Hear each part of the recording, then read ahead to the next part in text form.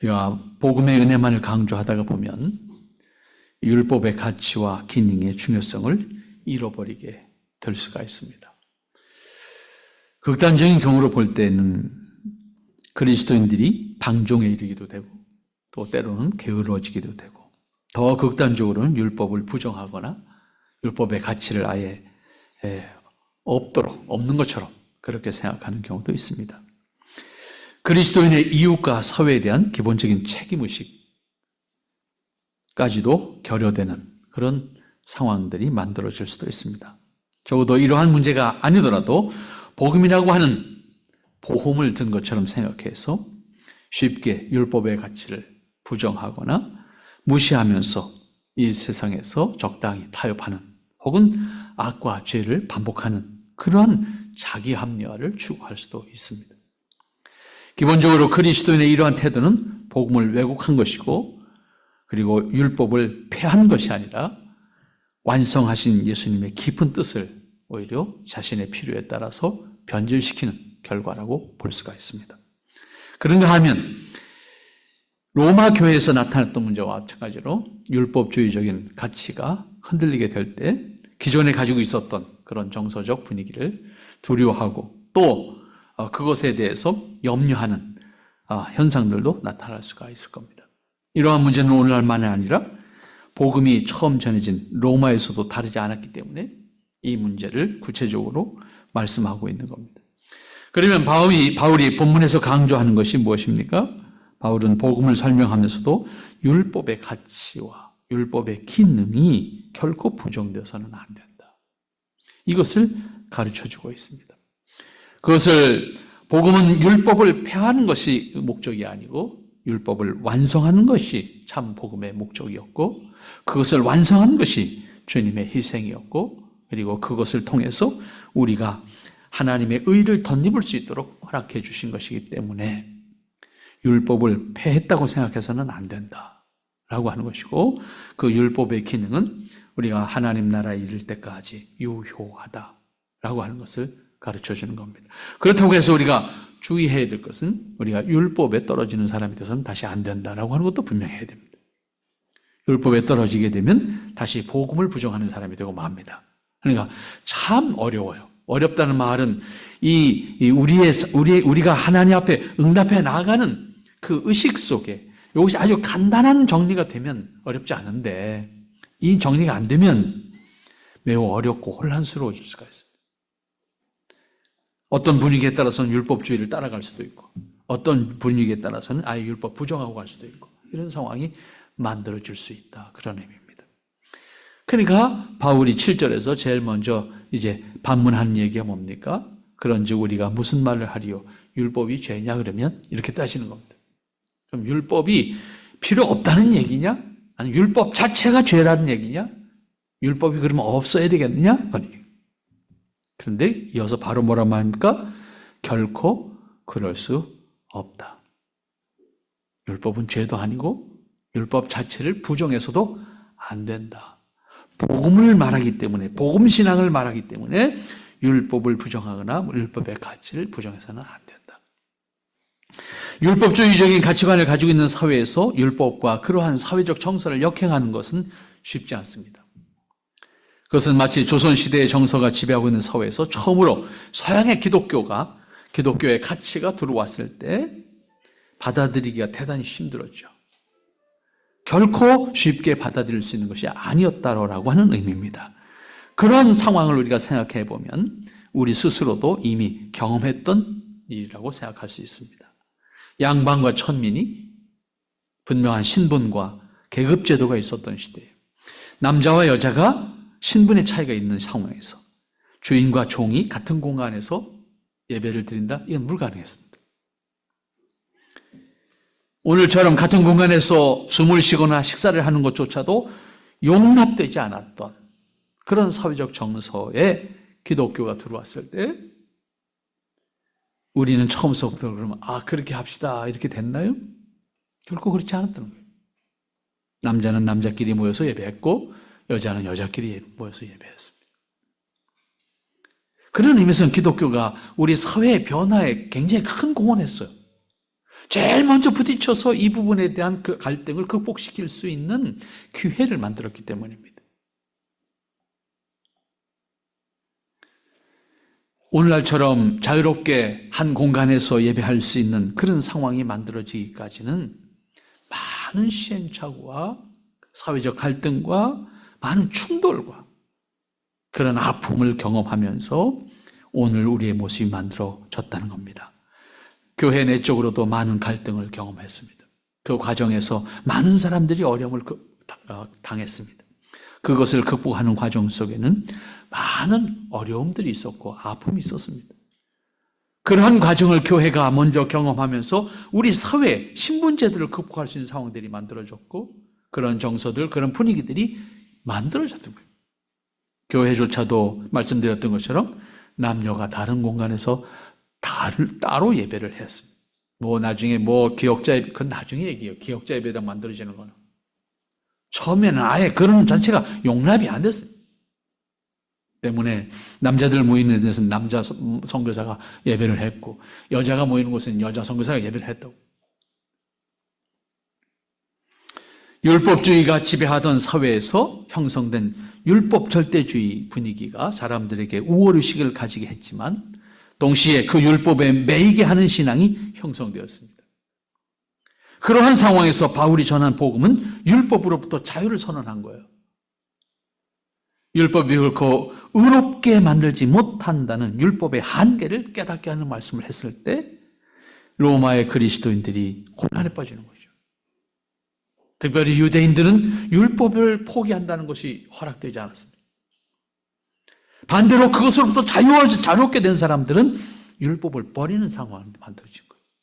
그러니까 기존에 유대주의적 신앙을 했던 사람들은 율법을 포기할 수 없는 거고 그것으로부터 자유함을 얻었다는 생각한 사람들은 율법을 버리고 이런 상황이 만들어졌을 때 이 말씀을 하는 거예요.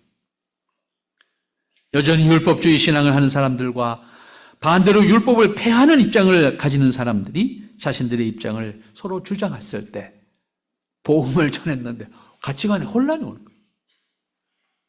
앞에서 말씀드린 것처럼 예수님께서 죽음의 고통을 감당하심으로 완성한 것은 율법을 폐하는 것이 아니고 율법을 완성하는 것이었습니다. 그런데 그 율법은 우리 인간이 완성할 수가 없다는 것이 전제된 거예요. 인간이 율법을 스스로 완성할 수 없기 때문에 예수님께서 그 율법을 완성함으로 그 완성된 의를, 그 완성된 생명을 우리에게 주시는 겁니다. 그러므로 우리가 복음 안에서 속죄와 복음 안에서 구원을 말하는 것은 전적으로 은혜일 수밖에 없는 겁니다.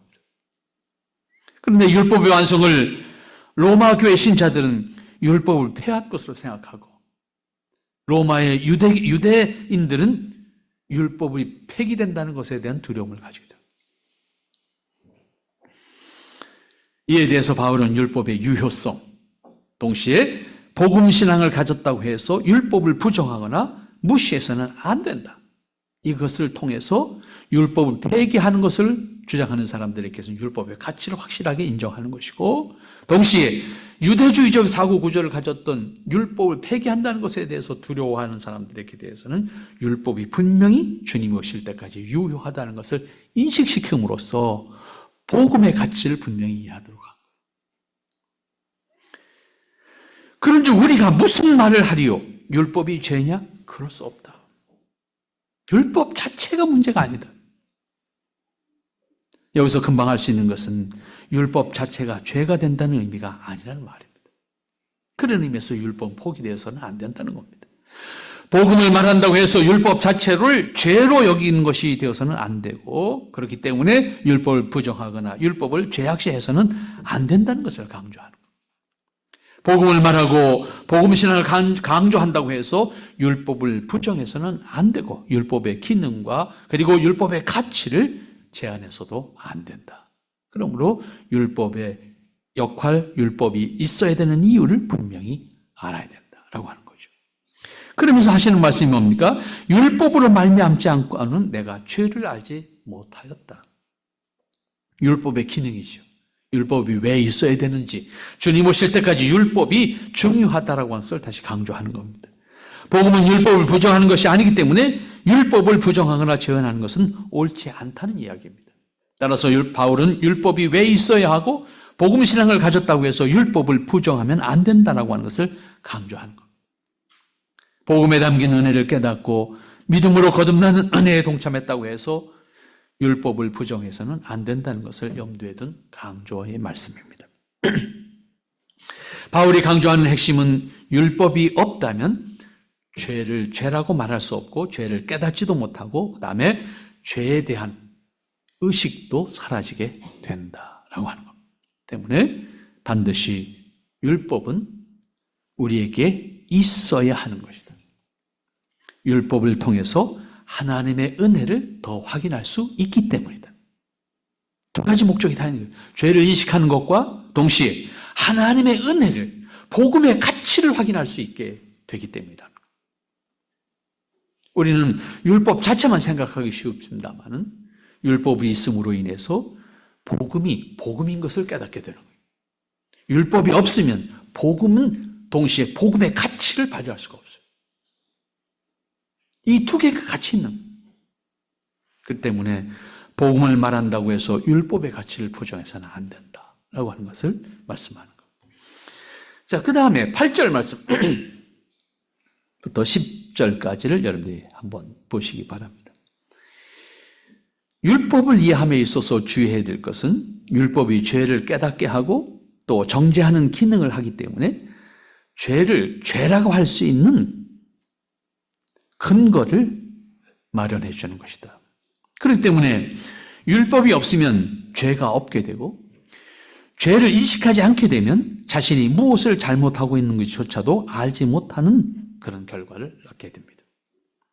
또한 죄는 분명히 생명을 위한 것임에도 불구하고 율법을 완전히 지킬 수 없는 것이 인간의 한계이기 때문에 그 결과는 죽음이 돼요.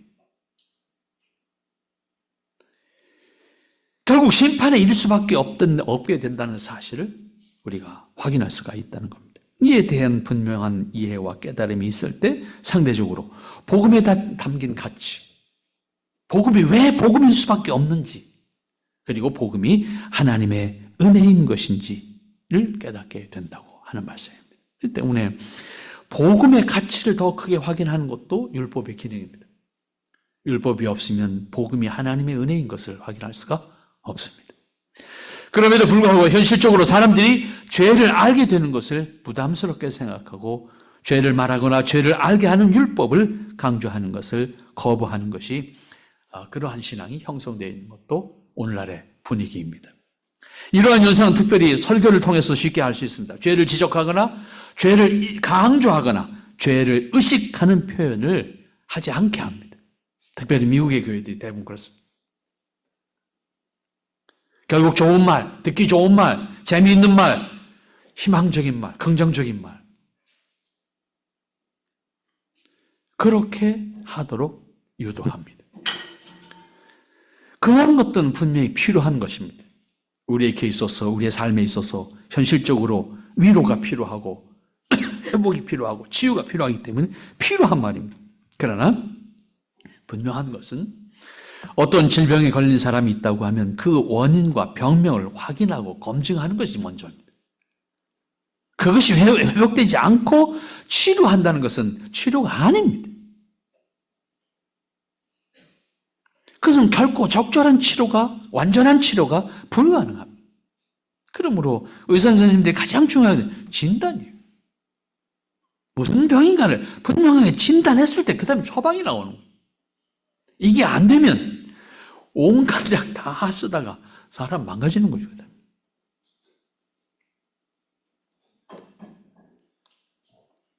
그 사람이 건강해질 수 있는 핵심은 원인부터 확인하는 겁니다. 우리 사회가 인간이 병들어가는 원인이 어디 있느냐라고 하는 것을 근본에서 찾지 않으면 회복 안 됩니다. 계속 변증적인 사회적 가치가 사람들을 이끌어가게 될 겁니다. 우리나라 정치의 모습이 그런 거 아닙니까?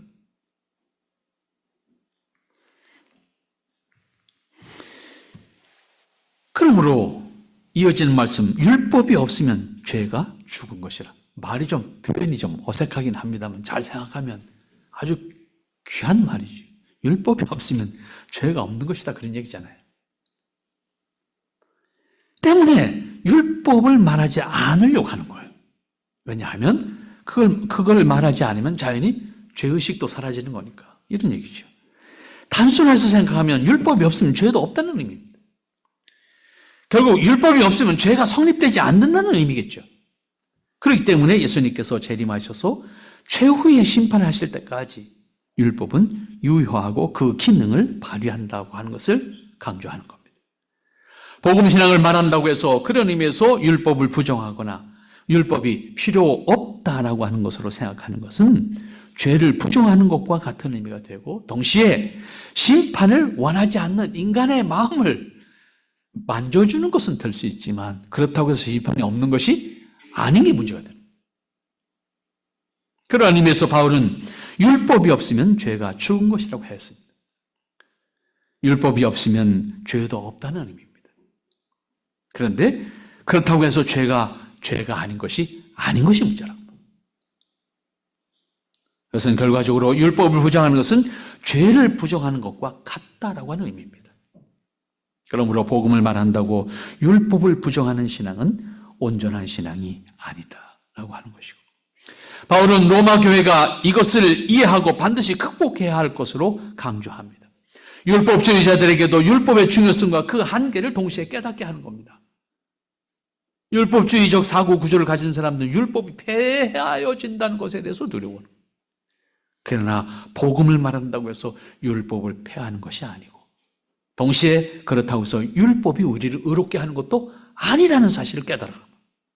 율법은 분명히 우리에게 죄를 깨닫게 하는 것이고 죄가 성립되게 하는 근거가 된다는 것도 분명히 기억하고, 그럼에도 불구하고 사람은 종교적 노력이든 의지적 노력이든 어떤 노력으로도 그 율법을 완성할 수 있는 능력과 자격이 없다는 것도 분명해요. 그러면 율법주의적 사고를 가졌던 사람들도 그 율법 안에서 소망이 없음을 깨닫게 되고 결국은 복음의 은혜를 소망할 수밖에 없는 그러한 복음의 가치를 깨닫게 되어야 한다는 것을 가르치는 겁니다. 전에 율법을 깨닫지 못했을 때는 내가 살았더니 계명이 이름에 죄는 살아나고 나는 죽었도다. 이것은 바울 자신의 경험이에요. 그 경험적인 이야기를 하는 거죠. 자신의 경험을 예로 들어서 설명하는 것인데 자신이 계명을 깨닫지 못했을 때는 자신이 죄를 알지 못하고 살았다. 그런데 계명을 알고 나니까 자신에게는 생명은 없고 죽음만 있다는 걸 깨닫게 됐다. 그런 얘기예요. 계명을 깨닫지 못했을 때는 자기가 행동하는 것이 죄인지 아닌지 모르고 행동했고 그걸 깨닫고 나니까 나는 죽었더라. 죄 때문에 이미. 나는 더 이상 소망이 없는 사람이었다. 이것은 앞에서 말씀한 율법이 없으면 죄가 없다는 것을 다시 자신의 경험을 통해서 깨닫고 그 다음에 율법을 깨닫고 나니까 자기에게는 생명도 소망도 없다는 것을 깨달았다. 그러므로 율법을 알므로써 복음을 알게 되는 거예요. 율법을 부정함으로 복음을 알 수 있는 게 아니에요. 율법을 알기 때문에 복음을 알게 되는 거예요. 그런 의미에서 율법은 다시 복음을 깨닫게 하는 지름길입니다. 그런 의미에서 율법을 부정하면 안 돼요. 바울 자신도 이러한 사실을 경험하면서 복음과 율법의 관계를 확실하게 정리할 수 있었다. 오늘 우리는 먼저 경험하고 먼저 깨달은 그리고 하나님의 말씀으로 기록해 준 이 바울의 기록을 통해서 우리는 다시 한번 복음과 율법의 관계를 분명하게 이해할 수가 있어야 될 겁니다. 즉 생명에 이르게 할 그 계명이 내게 대하여 도리어 사망에 이르게 하는 것이 되었도다. 계명을 몰랐을 때는 몰라서 내가 자유롭게 행동했는데 계명을 알고 나니까 그 계명 분명히 나에게 생명의 가치, 다시 말하면 의의 가치를 깨닫게 했는데 정작 그 계명을 지킬 수 없다는 사실을 깨닫고 나니까 나는 계명을 통해서 소망을 가질 수가 없더라. 나는 죽었더라. 이미. 그런 의미에서 계명은 죽음에 이르는 길.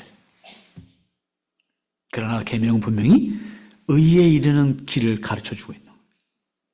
그런데 그 길을 갈 수 있는 사람은 아무도 없다는 게 문제인 거예요. 그래서 그 길을 완성한 것이 주님의 희생이었던 거예요. 주님의 죽음이었던 거예요. 그리고 우리는 주님의 그 죽으심 안에서 소망을 가지고 그 외에는 소망이 없는 거예요.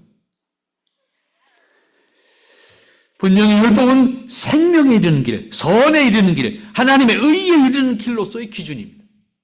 그러나 율법을 통해서 그 선에, 그 생명에 이를 수 있는 사람은 없다는 것이 인간의 동시에 한계입니다. 그것을 극복시킬 수 있는 방법으로 예수님께서 이 땅에 오셨고 그 죄값을 치rum으로 말미암아 우리로 하여금 주님이 완성하신 의에 이를 수 있는 길을 열어주셨다는 의미입니다. 때문에 우리는 주님의 은혜로만 소망을 가질 수 있는 사람들입니다. 그렇다고 해서 율법을 망각해서는 안 되는 거예요. 우리가 이 땅에 사는 날 동안 하나님의 은혜를 기억하고 은혜로 살되 우리의 삶의 기준은 율법인 거예요. 하나님의 의를 살아가야 돼요. 세상의 의를 사는 것이 아니라 하나님의 의를 살아가야 되는 사람들이 그리스도인의 모습이다. 뭐로 그리스도인이 어디에 있든지 하나님의 은혜를 덧입은 사람들로서 하나님의 의를 살아가기에 몸부림칠 수 있는 사람이 되어야 돼요. 그래서 그리스도인이 있는 곳에는 언제나 아름다움이, 선함이, 그리고 여유로움이, 복됨이 있어야 되는 거예요. 그리스도인의 변화된 모습, 그리스도인이 추구하는 가치 아름다운 모습이 그리스도인의 삶 속에 있어야 된다는 겁니다. 그 다음 이어지는 11절 말씀과 12절 말씀 봅니다. 죄가 기회를 타서 계명으로 말미암아 나를 속이고 그것으로 나를 죽였는지라. 이로 보건대 율법도 거룩하며 계명도 거룩하며 의로우며 선하도다. 그러므로 율법을 부정하는 것은 복음을 믿는 사람으로서 합당하지 않고 율법을 부정하면 복음도 부정할 수밖에 없는 결론에 이르게 됩니다. 죄가 없이 복음은 유효하지 않기 때문입니다. 죄가 있기 때문에 반대로 복음이 유효한 거예요. 율법은 분명하게 인식하고 있어야 하고 율법을 통해서 죄를 깨닫고 돌이켜 회개하고 그리고 선을 구현하는 삶의 기준을 삼아야 합니다. 그런 앞에서 바울이 표현한 것처럼 율법은 죽음에 이르게 하는 것이 되고 말았습니다. 그것은 율법이 악해서가 아니라 내가 부족해서입니다.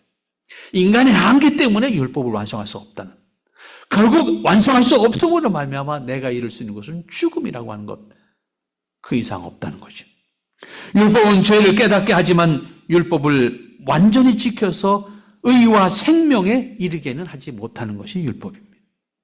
그러므로 복음 신앙을 가지고 있는 사람들이 확실하게 갖고 있어야 되는 것은 율법을 부정하지 않고 율법을 죄를 깨닫게 하고 인식할 수 있는 수단으로 분명히 이해할 수 있어야 되고 율법의 깨달음을 통해서 복음의 은혜를 확인할 수 있는 신앙이 있어야 되는 겁니다.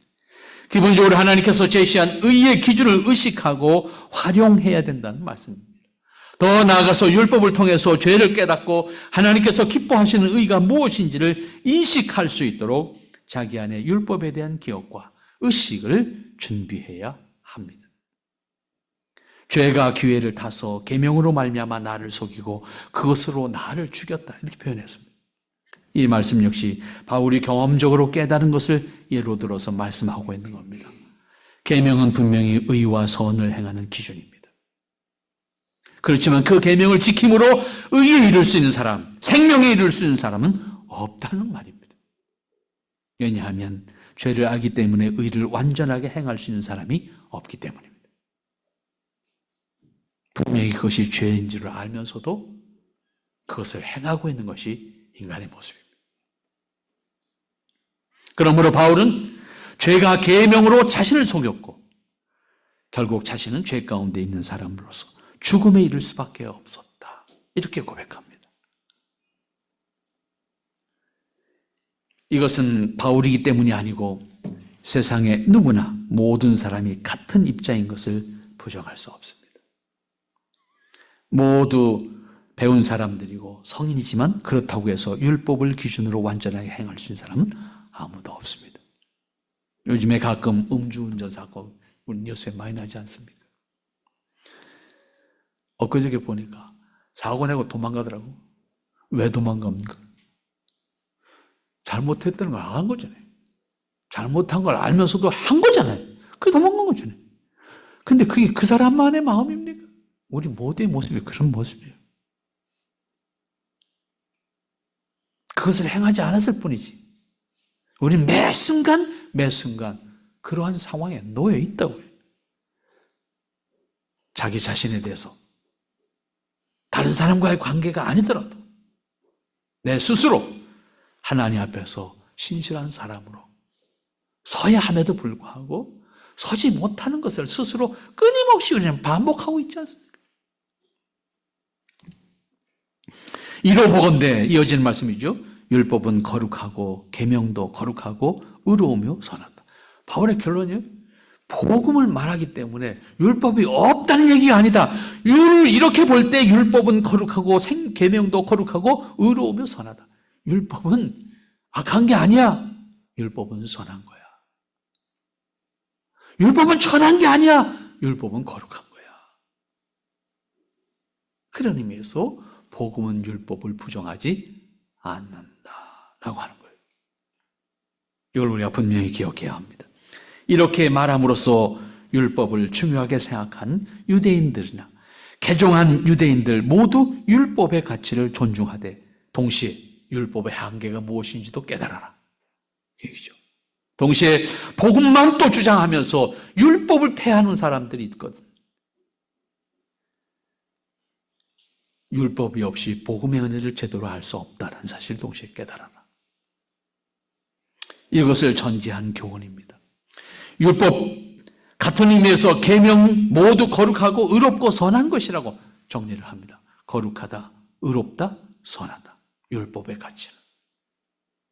그런 의미에서 바울이 복음을 말하기 때문에 율법을 부정하는 것이 아니라는 것을 다시 한번 강조하는 겁니다. 복음은 율법을 폐하거나 부정하는 것이 아니라 율법의 한계를 극복하는 유일한 방법이고 율법을 극복할 수 있는 유일한 능력이라는 것을 반대로 깨닫게 하는 말씀입니다. 복음을 강조하기 때문에 율법을 부정하는 것, 복음 신앙을 하기 때문에 율법을 부정하는 것은 결코 옳지 않다라고 하는 거예요. 그런 의미에서 그리스도인들이 해이해질 수 있는, 긴장감이 없을 수 있는 이러한 분위기가 다시 만들어질 수가 있죠. 그렇지만 율법과 계명 자체가 사람의 의를 보장하거나 생명을 보장하거나 미래를 보장하는 것은 아니기 때문에 반드시 복음을 알아야 하고 반드시 복음 안에서만 소망이 있고 복음 신앙을 고백해야 된다는 것도 가르쳐주고 있는 겁니다. 율법은 생명을 보장하지 못하기 때문입니다. 이 세상에서 아무리 선하게 살려고 노력해도 선을 완성할 수 없는 게 인간이라고 하는 사실을 전제한다고 하면 인간은 절망입니다. 그 절망을 깨달을 때 복음이 우리에게 소망인 겁니다. 유일한 겁니다. 복음 외에는 그 절망을 극복할 수 있는 방법이 없습니다. 세상 돌아가는 거 보세요. 다 명분을 말하지만 결국 다 죽는 거 아닙니까? 죽이는 거 아닙니까? 그럼에도 불구하고 거기에 소망이 있다고요? 정말 말씀이에요. 이 세상의 어떤 정치도 우리에게 소망을 주지 못합니다. 다만 타락한 사회 속에서 상대적 의의를 지켜나가려고 노력할 뿐입니다. 그러나 그 과정 속에서는 수많은 사람들이 희생당할 수밖에 없습니다.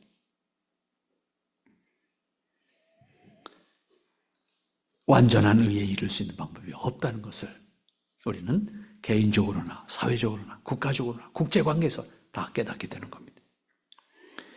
여기서 바울 사도가 강조하는 것은 복음을 말하기 때문에 율법을 부정하거나 제한하는 것은 결코 합당하지 않다. 오히려 율법을 통해서 복음의 은혜를 깨달아야 된다라고 하는 겁니다. 율법은 죄를 깨닫게 하지만 생명에 이르지 못하게 하는 것이 분명합니다. 생명에 이를 수 있는 유일한 길은 복음입니다. 또한 율법은 생명의 의에 이르는 기준이지만 정작 율법을 완전하게 지킴으로 생명과 의에 이를 수 있는 사람도 없습니다. 이 사실을 반드시 기억해야 하고 믿음으로 의에 이른다라고 하는 말씀의 깊은 이해와 그 믿음을 우리에게 허락하신 은혜를 기억하면서 우리는 온전히 하나님 앞에 응답해 나아가지 않으면 우리 스스로가 받은 은혜를 저버리는 사람이 된다는 사실도 기억해야 합니다. 다만 율법을 통해서 죄를 깨닫고 회개함으로 하나님 앞에 돌아켜서 하나님께서 주신 은혜가 얼마나 귀중한 것이고 그것은 어떠한 것으로도 대신할 수 없고 어떠한 것으로도 내가 살 수 없는 것을 분명히 고백하는 가운데 하나님 앞에 응답하는 우리의 삶, 하나님 앞에 응답해서 하나님의 은혜 안에 있는 사람으로서의 여러분의 모습이 될 수 있도록 하는 것이 복음의 은혜를 간직한 사람들로서의 삶이라고 하는 것을 꼭 기억할 수 있기를 바랍니다. 거룩하신 아버지 은혜를 감사합니다. 오늘도 여전히 하나님의 은혜를 통해서 우리의 모습을 확인하게 하시고 그 은혜 안에 있게 하시니 감사합니다.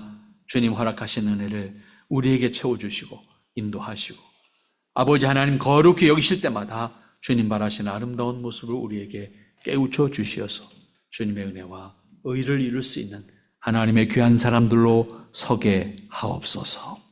예수님의 이름으로 기도합나이다. 아멘.